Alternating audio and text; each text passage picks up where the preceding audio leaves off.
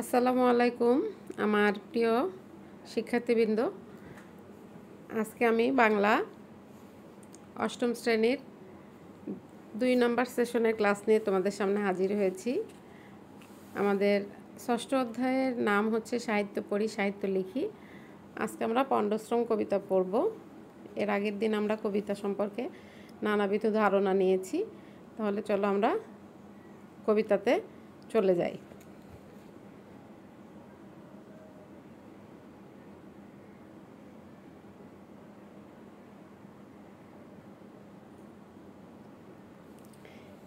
আজকের সেশনে আমাদের থাকছে শামসুর রহমান সম্পর্কে আমরা জানব, কবি পরিচিতি, পণ্ডশ্রম কবিতা আবৃত্তি থাকবে, শব্দার্থ থাকবে, মূল ভাব থাকবে,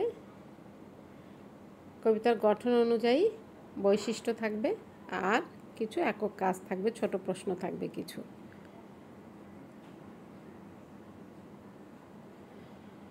তাহলে আমরা শামসুর রহমান সম্পর্কে জানি।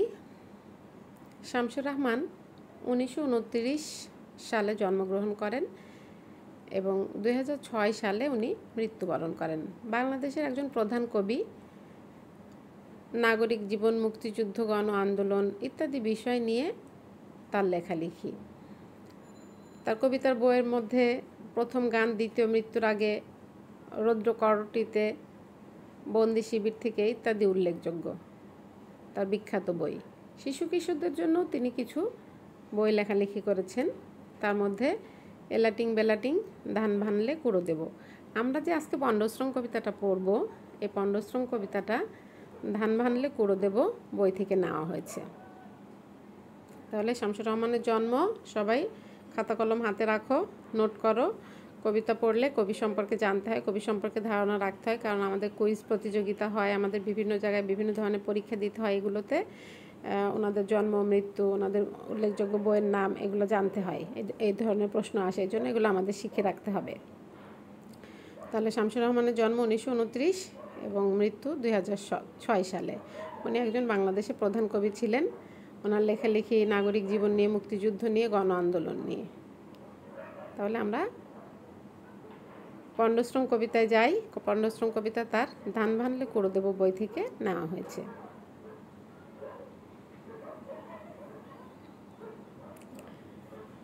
আমি তোমাদেরকে কবিতাটা পড়তে পড়তে বুঝিয়ে দেওয়ার চেষ্টা করব। তোমরা সবাই মনোযোগ দিয়ে শোনো, তাহলেই বুঝতে পারবা কবিতাটা। এই নিয়েছে ওই নিল যা, কান নিয়েছে চিলে, কানের চিলের পিছে মরছি ঘুরে আমরা সবাই মিলে। বলছে শামসুর রহমান, এই নিয়েছে ওই নিল যা, কান নিয়েছে চিলে। চিলে কি কখনো মানুষের কান নিতে পারে? কান তো আমাদের শরীরের একটা অঙ্গ প্রত্যঙ্গের মধ্যেই একটা অংশ। আমার শরীরের সঙ্গে এটা লাগানো, অ্যাটাচড করা, তাই তো? তাহলে এই কান কিভাবে চিলে নিতে পারে? এই কথা বলার সাথে সাথে চিলের পিছে আমরা কি করছি? সবাই ছুটোছুটি শুরু করে দিয়েছে। আমরা সবাই দৌড়াদৌড়ি ছুটোছুটি শুরু করে দিয়েছে। এই জন্য বলছে, এই নিয়েছে ওই নিল যা, কান নিয়েছে চিলে, চিলের পিছে ঘুরছি মোরে আমরা সবাই মিলে। দিন দুপুরে জ্যান্ত আহা, কানটা গেল উড়ে। কবি বলছে যে এটা একটা ব্যঙ্গাত্মক কবিতা। হ্যাঁ, সমাজের মানুষকে একটু ব্যঙ্গ করেই এই কবিতাটা লেখা হয়েছে, কারণ আমাদের বিশেষ করে আমাদের দেশের মানুষের মধ্যে এই ধরনের একটা প্রবণতা লক্ষ্য করা যায়। শ্রমটা বিনা কাজে নষ্ট করে, বৃথাশ্রম দেয়। তাহলে এই যে পণ্ডশ্রম অর্থ হচ্ছে বৃথাশ্রম। বলছে যে দিন দুপুরে জ্যান্ত আহা, কানটা গেল উড়ে। দিন দুপুরে কি কান উড়ে যেতে পারে? কান না পেলে চার দেওয়ালে মরবো মাথা খুঁড়ে। বলছে যে যদি আমি কান না পাই তাহলে চার দেওয়ালে মাথা খুঁড়ে মরবো।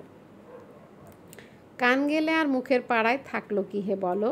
বলতেছে আমার কান যদি চলে যায় তাহলে আমার মুখের পাড়ায় কি থাকবে? আমার তো চেহারাই খারাপ হয়ে যাবে, নষ্ট হয়ে যাবে। কানের শোকে আজকে সবাই মিটিং করি চলো। বলতেছে আমার কান যদি না থাকে আমার মুখের পাড়ায় কি থাকবে? চলো কানের জন্য আমরা সবাই শোক পালন করি, মিটিং করি। যাচ্ছে গেল সবই গেল, জাত মেরেছে চিলে। বলছে যে চিল কি করেছে? কান আমার নিয়ে গিয়েছে, যে আমার জাত মেরে দিয়েছে। পাজি চিলের ভূত ছাড়াবো, লাথি জুতো কিলে। বলতেছে যে পাজি চিল আমার কান নিয়ে গিয়েছে তার আমি ভূত ছাড়িয়ে দেবো লাথি জুতো কিল মেরে। সুধী সমাজকে বলছে, সুধী সমাজ শুনুন বলি, এই রেখেছি বাজি, যেজন সাধের কান নিয়েছে জান নেব তার আজি। তাহলে কবি কি বলছে, যে যে আমার কান নিয়ে গেছে তার আজকে জান নিয়ে নেব। পরের অংশে যাই আমরা। পরের অংশে বলছে দেখো, মিটিং হলো ফিটিং হলো, এই কান চলে গিয়েছে, এই কানের জন্য মিটিং করছে। মিটিংয়ের সাথে মিলকরণ করে যে আমরা বলেছি কবিতা লিখতে গেলে আমাদের মিল শব্দ দিতে হয়, তো এখানে মিটিংয়ের সাথে ফিটিং হচ্ছে, মিল শব্দ দিয়েছে। মিটিং হলো ফিটিং হলো, কান মেলে না তবু।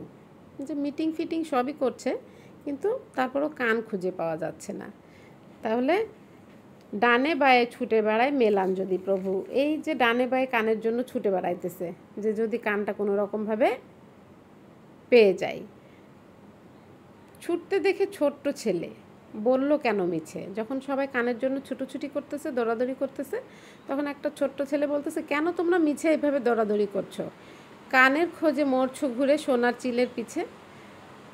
কানের জন্য তোমরা সোনার যে চিল, সেই চিলের পিছে দৌড়াদৌড়ি করছো। এখানে সোনার চিল কী অর্থে ব্যবহার করা হয়েছে? উপমা, মানে আমাদের কানকে যে নিয়ে গেছে চিলে, আমার শরীরের একটা অঙ্গ চলে গেছে, নিয়ে গেছে, তো চিলটা যদি সাধারণ চিল হয় তাহলে তো এটা সম্ভব না। এই জন্য উপমার ব্যবহার করেছে, চিলকে সোনার চিল বলেছে এখানে। বলতেছে যে কানের খোঁজে মরছো ঘুরে সোনার চিলের পিছে।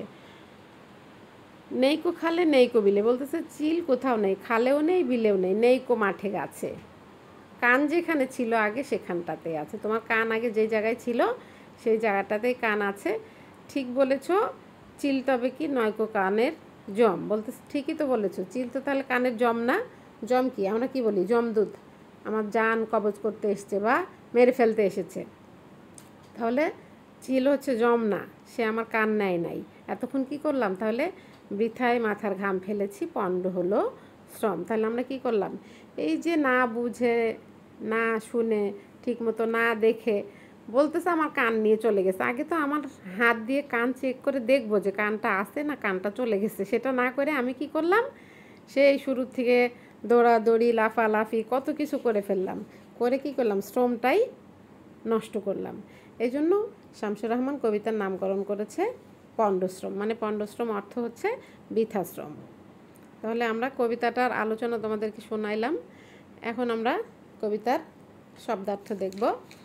এই শব্দের অর্থগুলো ভালো করে শিখে ফেলবা, কারণ আমাদের তোমরা ষান্মাসিক পরীক্ষা দিয়েছো, দেখেছো কীরকম প্রশ্ন হয়। ছোট একটা অনুচ্ছেদ মতো উদ্দীপক আসে এবং ওইটার উপর ভিত্তি করে অনেক ধরনের প্রশ্নের উত্তর দিতে হয়। যদি আমরা কবিতার লাইনের অর্থগুলো, শব্দের অর্থগুলো সঠিকভাবে জানি, তাহলে না আমরা সব প্রশ্নের উত্তর সুন্দর মতো দিতে পারবো। আর যদি আমরা না জানি তাহলে তো সেটা সম্ভব হবে না। এই জন্য শব্দের অর্থগুলো ভালো করে শিখে ফেলবা। দেখো একটু খেয়াল করে, জ্যান্ত অর্থ হচ্ছে জীবন্ত, দিন দুপুরে হচ্ছে প্রকাশ্যে, পণ্ডশ্রম অর্থ হচ্ছে ব্যর্থ শ্রম, ফিটিং অর্থ হচ্ছে মিটিংয়ের সাথে মেলানো শব্দ, অনুকার শব্দ। অনুকার মানে আমরা অনুভূতি দিয়ে যেটার নামকরণ করি সেটা হচ্ছে অনুকার। বৃথা অর্থ হচ্ছে অকারণ, মাথা খোঁড়া অর্থ হচ্ছে মাথা ঠোকা, মাথার ঘাম ফেলা মানে পরিশ্রম করা, মিছে অর্থ মিথ্যা, মিটিং অর্থ হচ্ছে সভা, মুখের পাড়া বলতে মুখমণ্ডলকে বোঝানো হয়েছে। জম হচ্ছে কি? মৃত্যুদূত। কবিতা পড়ানোর সময় আমি তোমাদেরকে বলেছি মৃত্যুদূত। সুধী সমাজ মানে জ্ঞানীজন। তাহলে এই শব্দার্থগুলো তোমরা কি করবা? আমাদের যেই খাতা আছে, SW খাতা আছে, আমরা বাসায় যেই খাতায় কাজ করি, এই খাতায় এই শব্দার্থ অর্থগুলো সুন্দর করে লিখে না দেখে শিখে ফেলবা। ক্লাসে আমি যখন CW করতে দেব তাহলে তখন তোমরা এটার উত্তর করতে পারবা। এরপরে দেখো আমাদের এই কবিতার মূল ভাব পড়তে হবে। যেহেতু আমাদের 1 নম্বর সেশনে আমরা কবিতা সম্পর্কে ধারণা নিয়েছি, 2 নম্বর সেশনে আমাদের পণ্ডশ্রম কবিতার পরিচিতি পড়লাম, এরপর কবিতা আলোচনা করলাম, শব্দার্থ পড়লাম। এখন আমরা কবিতার মূল ভাব পড়ব। কবিতার মূল ভাবটা তোমরা সবাই খাতা কলমে, আমি বলছি খাতা কলমে সুন্দর করে লিখে ফেলো। আসলে কবি একটা আমাদের সমাজের মানুষের মানসিকতা নিয়ে একটা ব্যঙ্গাত্মক কবিতা লিখেছে। এটা ব্যঙ্গ করে সমাজের মানুষের সাথে ব্যঙ্গ করে এই কবিতাটা তিনি লিখেছেন। এটা একটা ব্যঙ্গাত্মক ধর্মী কবিতা। এই কবিতায় সমাজের মানুষের কিছু গুরুত্বপূর্ণ বিষয় তিনি তুলে ধরেছেন। আমরা কি করি, আমরা হচ্ছে কোনো কিছু যাচাই বাছাই না করেই সিদ্ধান্ত নিয়ে ফেলি। চোখ দিয়ে শুধু দেখি, কান দিয়ে শুনি, বুদ্ধি দিয়ে বিবেচনা না করেই আমরা কি করি, কাজে হাত দিয়ে ফেলি।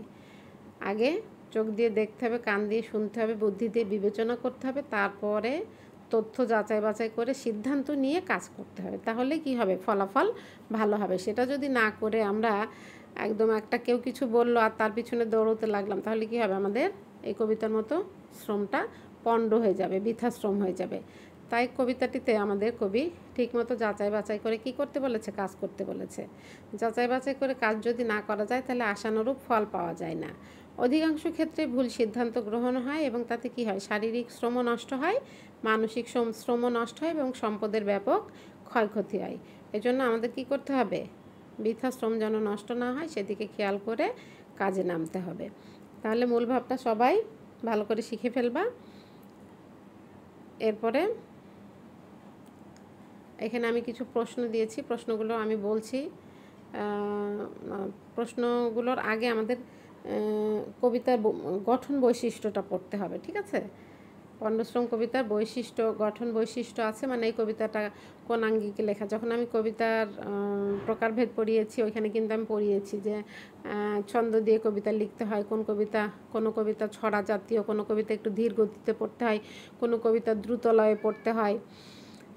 বিভিন্ন ধরনের ধরন আছে যেহেতু কবিতার মধ্যে, সেহেতু এর বৈশিষ্ট্যগুলো যদি আমরা না পড়ি, তোমাদের কিন্তু এবার পরীক্ষায়, বার্ষিক পরীক্ষায় যখন পরীক্ষা হবে তখন কিন্তু এই কবিতার বৈশিষ্ট্য আসবে, যে কোনো কবিতার বৈশিষ্ট্য আসবে। এই জন্য আমাদের বইয়ে যে পাঠ্য বইয়ে যে কবিতাগুলো আছে, এই কবিতার প্রত্যেকটা কবিতার বৈশিষ্ট্যগুলো আমাদের শিখে ফেলতে হবে। এটা তোমাদের বইয়ের মধ্যে খুব সুন্দর করে দেওয়া আছে। পণ্যশ্রম কবিতা একটি ছড়া জাতীয় কবিতা। হ্যাঁ, এর বৈশিষ্ট্য কী কী, এটা হচ্ছে সামাজিক বিষয়কে ব্যঙ্গ করে লেখা হয়েছে। হ্যাঁ, কোনো কিছু ঠিকমতো যাচাই বাছাই না করে, চোখ দিয়ে না দেখে, কান দিয়ে না শুনে, বুদ্ধি দিয়ে বিবেচনা না করে আমরা কি করি, কাজে নেমে পড়ি। এটা করা যাবে না। এটা করলে কি হবে, আমাদের শ্রমটা বৃথা হবে। এরপর বলতেছে এই কবিতার প্রতি স্তবকে দ্বিতীয় এবং চতুর্থ লাইনে শব্দের মিল আছে। একটু তোমরা কবিতার দিকে খেয়াল করো তাহলে পাবা। দ্বিতীয় লাইনে চিলে দেখো, চতুর্থ লাইনে আছে মিলে। এই যে শেষে আমি বলেছি যে মিলকরণ যখন করে, কখনো একার দিয়ে মিলকরণ করে, কখনো অন্তস্থ দিয়ে মিলকরণ করে, কখনো রস্যিকার দিয়ে মিলকরণ করে, এক একটা বর্ণ নেয় বা কখনো আকার একার নেয়। হ্যাঁ, এইভাবে কবিতার মিলকরণ করে। তাহলে আমাদের এই কবিতায় হচ্ছে দ্বিতীয় লাইন আর চতুর্থ লাইনে শব্দের মিলকরণ আছে। এরপরে দেখো একটা দিয়েছে উড়ে আর একটা দিয়েছে খুঁড়ে, রস্যকারের মিলকরণ করেছে এইখানে। আবার পরের স্তবকে কি করেছে, বলো চলো। হ্যাঁ, পরের স্তবকে কি বলেছে, বলো চলো। আবার তারপরের স্তবকে দেখো চিলে কিলে, তার পরের স্তবকে দিয়েছে বাজি আজি। হ্যাঁ, তাহলে আমাদের মিলকরণগুলো আমি বুঝিয়ে দিলাম কোন কোন লাইনে আছে, দ্বিতীয় লাইনে আর চতুর্থ লাইনে শেষ যেই শব্দ সেটাকেই বলছে যে মিলকরণ। তাহলে এই কবিতাটা পুরাটা ভালো করে পড়বা, পড়ার পরে মিলকরণগুলো করে একটা জায়গায় সুন্দর করে মিলকরণগুলো লিখে ফেলবা। এবং এই কবিতাটা পড়তে হবে যখন, তখন এইভাবে পড়তে হবে। ভাগ দিয়ে দিয়েছে দেখো, এই নিয়েছে ওই নীলজা, কান নিয়েছে চিলে। তালে তালে পড়তে হবে। চিলের পিছে মরছি ঘুরে, আমরা সবাই মিলে। একসাথে তুমি পড়ে ফেলতে পারবা না এইভাবে, এই নিয়েছে ওই নীলজা, কান নিয়েছে চিলে, এইভাবে পড়লে হবে না। এখানে ভাগ দেখিয়ে দিয়েছে, দেখো দাগ দিয়ে দিয়ে ভাগ দেখিয়ে দিয়েছে। যেহেতু এটা দ্রুত গতিতেও, খুব দ্রুত গতিতে পড়া যাবে না, কিন্তু তারপরেও খুব আস্তেও পড়া যাবে না। এই নিয়েছে ওই নীলজা, কান নিয়েছে চিলে, চিলের পিছে মরছি ঘুরে, আমরা সবাই মিলে। তাহলে এই ভাগগুলো প্রত্যেকটা মানে স্তবকে যেয়ে তোমরা এভাবে ভাগ করে নিবা, নিয়ে এই কবিতাটা তালে তালে পড়া শিখবা। তারপরে অল্প তালের ব্যবধান এখানে, মানে দ্রুত লয়ের কবিতা, এটা একটু তাড়াতাড়ি পড়তে হয়, বেশি ধীরে পড়া যাবে না, আবার খুব দ্রুতও পড়া যাবে না। এরপর বলতেছে কিছু শব্দের উপর পরিবর্তন ঘটেছে। এই যে আমরা বলতেছি না, নেইকো খালে, নেইকো বিলে, নেইকো মাঠে গাছে।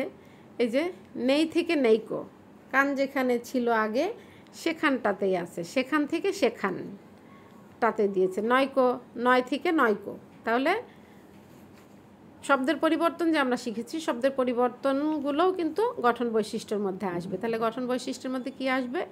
এটা পণ্ডশ্রম হচ্ছে দ্রুতলয়ের কবিতা, তারপরে এটার হচ্ছে কিছু শব্দের পরিবর্তন শিখে রাখবা, এরপরে হচ্ছে এটা তাল দিয়ে কীভাবে পড়তে হয় এটা শিখে রাখবা, আর দ্বিতীয় চতুর্থ লাইনে কিভাবে এটার মিলকরণ করেছে মিলকরণটা শিখে রাখবা। হ্যাঁ, আর এটা কি জাতীয় কবিতা? এটা হচ্ছে ছড়া জাতীয় কবিতা। তাহলে গঠন বৈশিষ্ট্যগুলো সবাই মুখস্থ করে ফেলবে। আমাদের যেই কয়টা কবিতা আছে প্রত্যেকটা কবিতারই গঠন বৈশিষ্ট্য আমাদের মুখস্থ করতে হবে, এবং তোমাকে একটা কবিতা লিখতে হবে এই ধরনেরই, দ্রুতলয়ের একটা কবিতা লিখবা। লিখে তুমি কি করবা? দ্রুতলয়ের কবিতার যে গঠন বৈশিষ্ট্যগুলো এগুলো শিখে ফেলবা। ঠিক আছে? এখন দেখো একক কাজ দিয়েছি, প্রশ্নগুলো সবাই আমি বলছি, প্রশ্নগুলো সবাই লিখে নাও, বা তোমরা ইউটিউব চ্যানেলে যখন আমার ক্লাসটা দেখবা তখন এই প্রশ্নের উত্তরগুলো কমেন্ট বক্সে দিয়ে দিবা। এখানে প্রথম প্রশ্ন হচ্ছে জ্যান্ত শব্দের অর্থ কী? সবই হচ্ছে অর্থ দিয়েছে। দিন দুপুরে শব্দের অর্থ কী? পণ্ডশ্রম শব্দের অর্থ কী? ফিটিং শব্দের অর্থ কী? বৃথা শব্দের অর্থ কী? মাথা খোঁড়া। এরপর বলতেছে মাথার ঘাম ফেলা। এরপর বলতেছে মিছে শব্দের অর্থ। মিটিং শব্দের অর্থ। মুখের পাড়া বলতে কি বোঝো? যম অর্থ। সুধী সমাজ অর্থ। তারপর বলতেছে পণ্ডশ্রম কবিতার অন্তমিল আছে কি না সেটা বলো। তুমি আগে আমি যে ক্লাসগুলো করাচ্ছি মনোযোগ দিয়ে দেখবা, দেখার পরে তুমি বলবা যে অন্তমিল আছে কি না, তোমার মতামত দিবা হ্যাঁ কি না। তারপর বলতেছে এটা কি তাল দিয়ে পড়া যায়? তুমি তখন দিবা হ্যাঁ তাল দিয়ে পড়া যায়। তারপর বলতেছে পণ্ডশ্রম কবিতাটিতে শব্দরূপের পরিবর্তন হয়েছে কি না? হ্যাঁ, শব্দরূপের তো পরিবর্তন হয়েছে। তারপর বলতেছে পণ্ডশ্রম কবিতাটি পড়ার গতি বা লয় কেমন? দ্রুত। পণ্ডশ্রম কবিতাটি কি উপমার ব্যবহার হয়েছে? সোনার চিল। ওই যে আমি বললাম না সোনার চিল, সোনার চিল এখানে উপমা হিসাবে ব্যবহার করেছে। তাহলে এই প্রশ্নগুলো সবাই একক কাজ করবা। আমাদের তো ক্লাসে দলীয় কাজ করতে হয়, একক কাজ করতে হয়, জোড়ায় কাজ করতে হয়। তার মধ্যে আজকে হচ্ছে একক কাজ দিলাম একটা, এরপরে আমাদের আর একটা সেশন থাকবে এই পণ্ডশ্রম কবিতা নিয়ে, ওইখানে আমরা দলীয় কাজ করব। এখন আমরা এখানে একক কাজটা দিলাম, তোমরা সবাই এই কাজটা কমপ্লিট করে ফেলবা। তাহলে আজকের মতো এখানে ক্লাস শেষ করছি। সবাই ভালো থাকো, সুস্থ থাকো, সবাইকে অসংখ্য ধন্যবাদ। পণ্ডশ্রম লিখেছেন শামসুর রাহমান।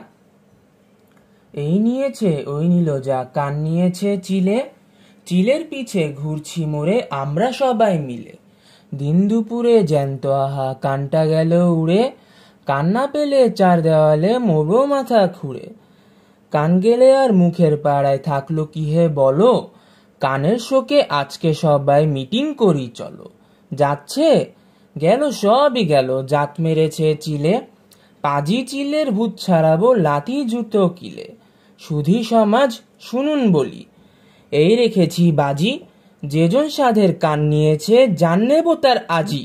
মিটিং হলো ফিটিং হলো কান মেলে না তবু, ডানে বায়ে ছুটে বেড়ায় মেলান যদি প্রভু। ছুটতে দেখে ছোট্ট ছেলে বলল কেন মিছে, কানের খোঁজে মরছো ঘুরে সোনার চিলের পিছে। নেইকো খালে নেইকো বিলে নেইকো মাঠে গাছে, কান যেখানে ছিল আগে সেখানেতেই আছে। ঠিক বলেছে চিল তবে কি নয়কো কানের জম, বৃথায় মাথার ঘাম ফেলেছি পণ্ড হলো শ্রম।